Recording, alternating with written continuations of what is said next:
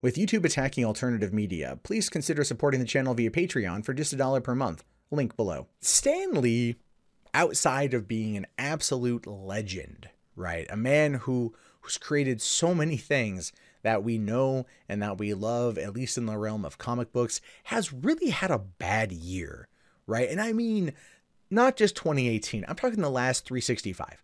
Right, his wife died last summer.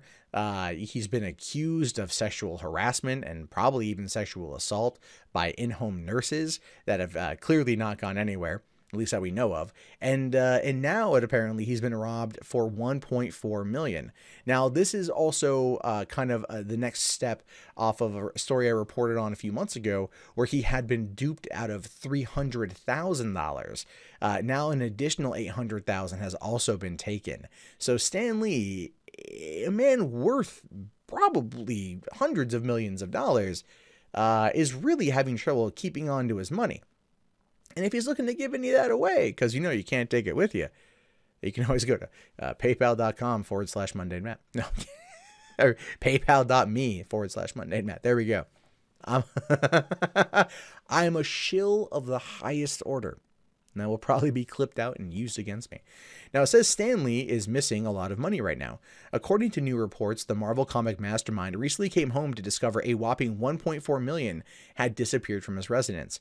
He's currently working with the LAPD to find out who stole the dough from his house, and it's sadly the only part of a string of ongoing money woes that have plagued the creator behind Spider-Man, the X-Men, and many more.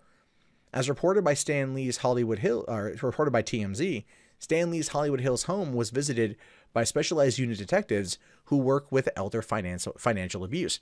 They spent several hours inside the place trying to find clues regarding the latest money disappearance. This latest break-in comes after someone forged checks from Stanley's bank account in January in order to receive $850,000 to buy a condo. Now that is new, because it goes on to say, talking about the other incident where he lost $300,000 at the end of 2017, which I did talk about. The $850,000 to buy a condo. That is something that's interesting, because what? How? Okay, if you know that someone took $850,000 to buy a condo, when you buy property, as I recently, figured out, there is a lot of paperwork that goes into it. There's a lot of paperwork you got to sign. And so in regards to that, you're clearly, like there's going to be a trail.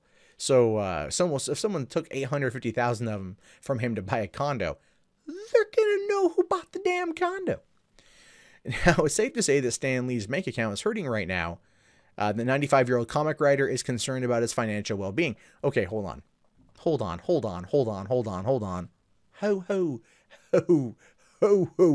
You're telling me that the creator of X-Men and Spider-Man and like Black Panther, co-creator of Black Panther, I think, right? And a number of other characters for Marvel Comics over the years. Now, I know he doesn't work with them anymore, but you're telling me that $1.4 million hurt him?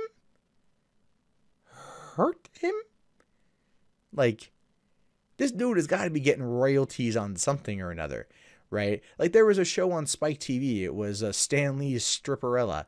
It lasted, I want to say, a season or two. He probably gotten over $1 million for that.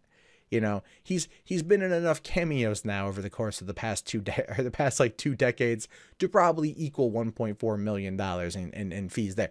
I don't believe that Stan Lee, who goes to conventions, was going all the time and signing autographs, and those autographs cost upwards of like $90, is hurting for $1.4 million. Now that's not a low number by any stretch of the imagination. If I lost $1.4 million, I'd probably blow my brains out. But I'm also not a 94-year-old comic book icon and pop culture superstar.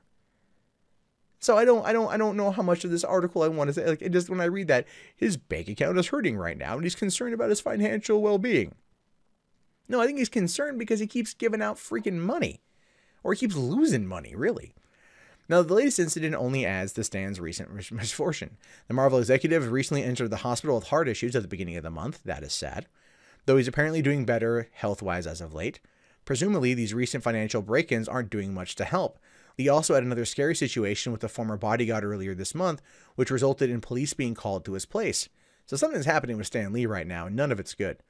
Now, 2018 isn't shaping up to be Stanley's year thus far. If that weren't enough, the comic book legend also became a widower last year when his wife of nearly 70 years, Joan Lee, passed away at the age of 93.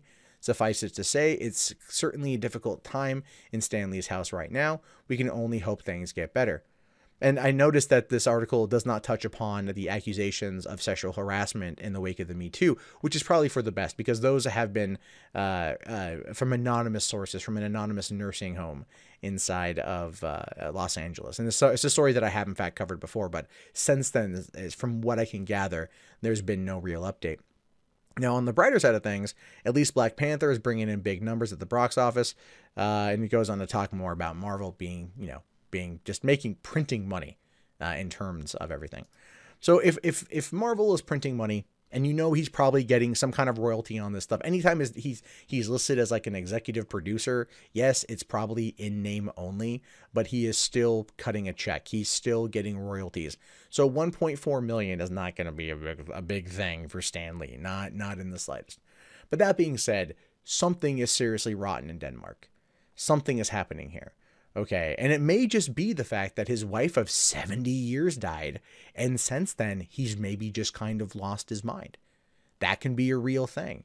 You spend that much time with somebody, and then they go, and you're just kind of lost. And yes, he's surrounded with assistants and helpers, and fans and friends, and people who love him dearly. But there still could be something happening in the Lee household that is just causing him to be forgetful, especially losing this amount of money, considering that the first $300,000 was a check from his foundation that he wrote, that he wrote to his foundation that he says he didn't authorize, and then someone cashed it.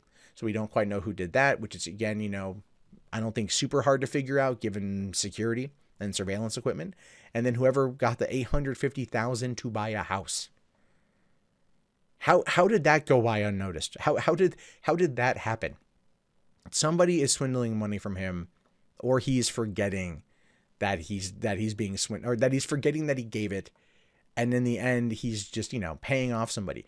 Now look, I'll go out and I'll say it. I don't think he assaulted anyone, but it's entirely possible that this is a payment, that this was an under the table payment.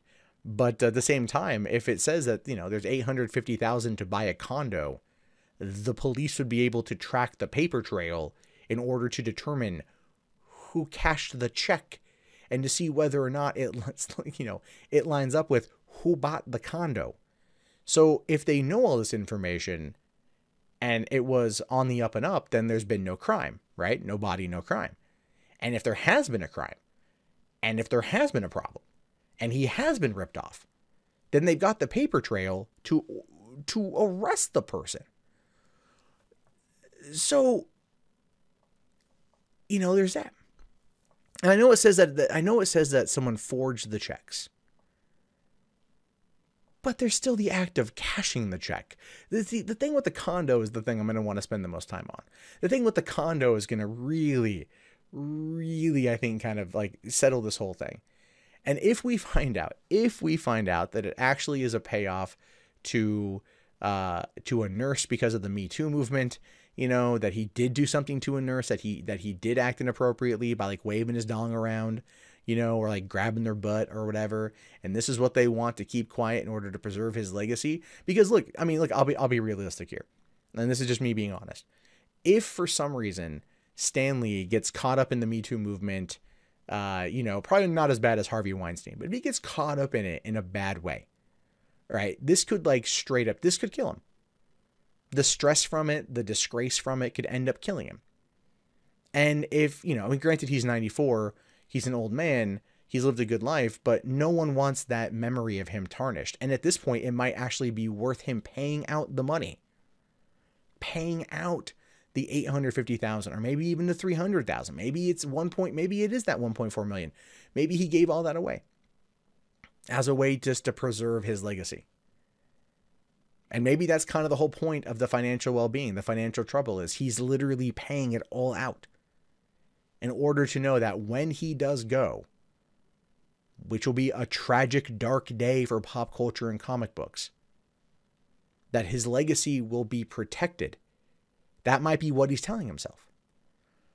But in that moment in time, when that moment comes, because it inevitably comes for us all, what if the person then decides to say screw it and go public? And I'm speculating, by the way. Then it would destroy his legacy, and in the end, it's all for naught. And I'm not going to lie when I say this, that is actually probably the saddest thought of it all, is that something like this could just destroy everything this man has done. And I don't know if he did anything, but like, that could be where things are. I know if it were me and I was at the end and I had maybe done something to screw up or something and I had the money, people's memories and your footnote in history is probably worth the cover-up money. However bad that is to say out loud. That's probably what he's thinking if that is the case.